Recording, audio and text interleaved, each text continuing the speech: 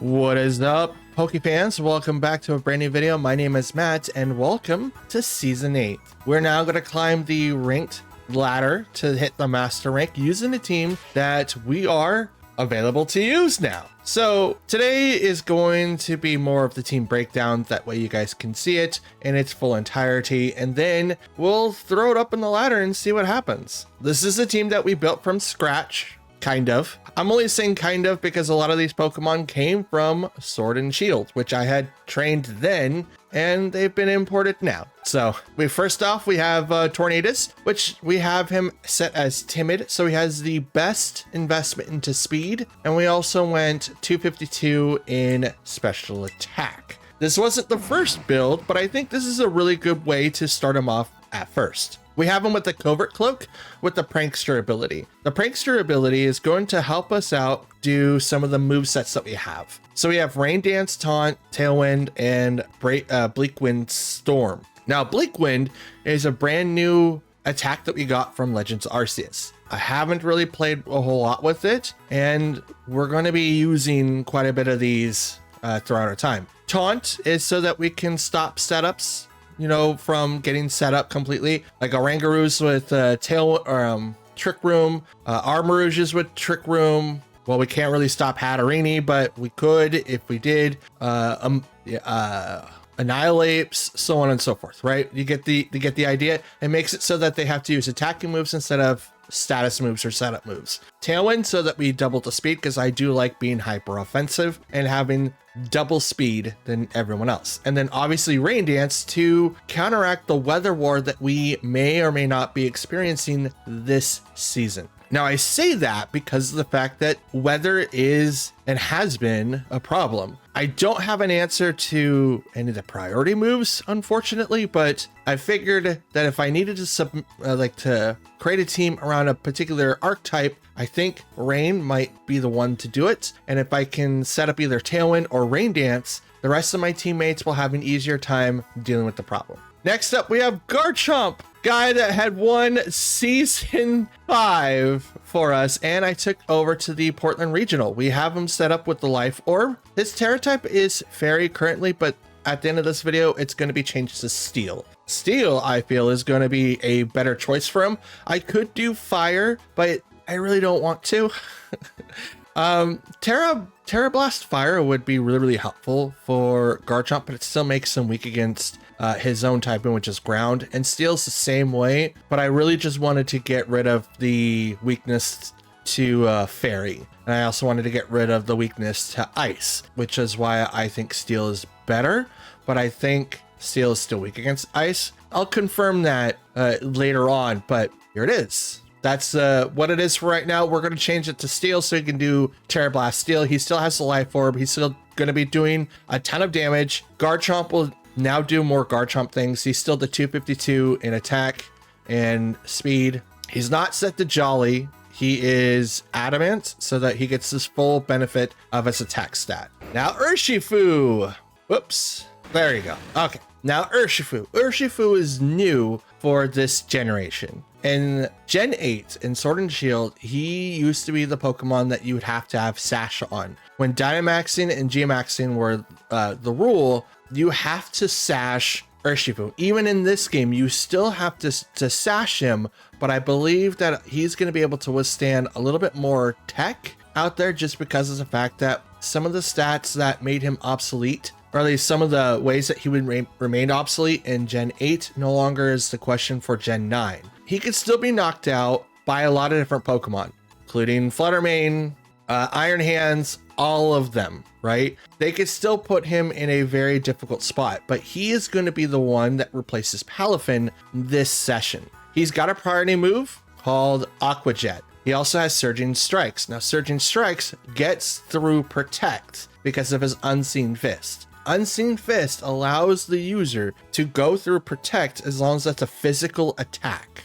Physical. I want to put that very clear. Not all attacks, just physical attacks. I have him set up with Close Combat, Protect as well, so that he can be able to withstand a little bit more and be out on the field a little bit more. He is currently set to Jolly for nature. He has max attack and speed investment, and then we will be playing around with these numbers as time goes by. We want to make sure that the team is set up to be successful as it can be, but we also want to make sure that we're not under equipped, because I don't know exactly who is going to knock him out right away. And because I don't know who's going to be the ones that are one faster than he is and is going to knock him out before I'm able to counter, I want to be able to make sure that I have everything set up. Right now, he's kind of a blank slate set up to how I had him in Gen 8, and he did fairly well, just not against G-Max Pokemon or Dynamax Pokemon. That was outside of his, I guess, frame of instance. So if you weren't weak against him, he didn't knock you out necessarily, but he did get through all of your protects and all of that. So it was really, really cool. And he does have Aqua Jet for a priority move. And with his item, Mystical or Mystic Water, it boosts his attacks up to 20%. So all of his water attacks. So like Surging Strikes is 25 base power.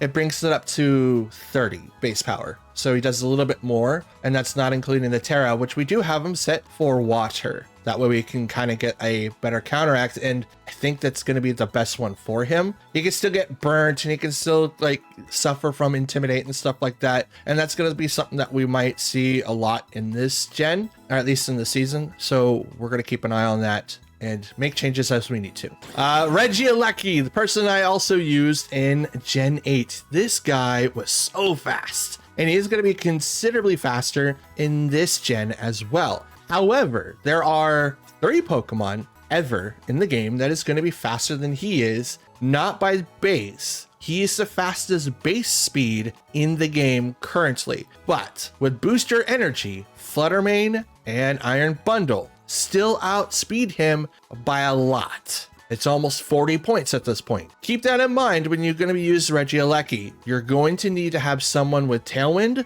or hope to God that no one brings in Booster Energy. But Booster Energy right now is so pivotal. It's important to have. We need to be able to counteract Regieleki. With him being Terra Ice and then having also Terra Blast, we do have a way to make an Ice Beam whenever we want. His current structure is going to be Timid, so max speed investment as well as special attack. And let's go ahead and look at the stats here. I guess you can see at level 100, 548 speed, he's a fast person with Transistor. So it boosts up electric type moves, I think by 0.3. It might be, I'm not 100% sure. I'll check the calcs in a little bit.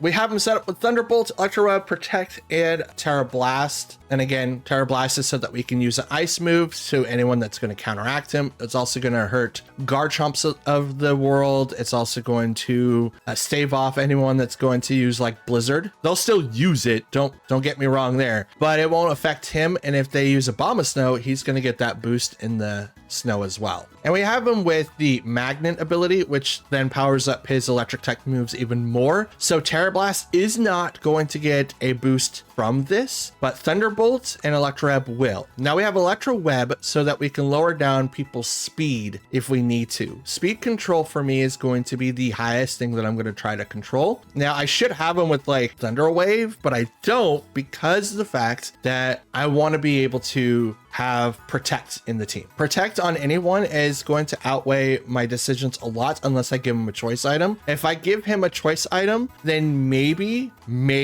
probably not, because why would you get locked into Thunder Wave? But maybe I will remove Protect over something else. I mean, it worked for Rotom, and he's now really, really powerful because of choice specs. So you can also do that with Regieleki. My guess, if you don't do specs, do Scarf. He will outspeed everything on the field, and you don't have to worry about anything after that. Give him specs, Terra him to ice, and just watch the ground freeze in front of you. It's going to be amazing. Next up, we have Amoonguss, who we brought in, I think, on season 5, maybe 6. And did fairly well. I didn't use him a whole lot, so to me it kind of seemed like a little bit of the lost cause there, but I wanted to bring him back because I needed to stick with the core. I needed to do fire, water, and grass. Now you might have noticed I don't have a fire in here. Well, if I don't use Tornadus, Talonflame is going to be taking his place. I love Talonflame. Talonflame gets Gale Wings, gives him priority in using all of his like moves, which is why I went Prankster instead of Talonflame, because if I get faked out, even though with the covert cloak, Talonflame can still use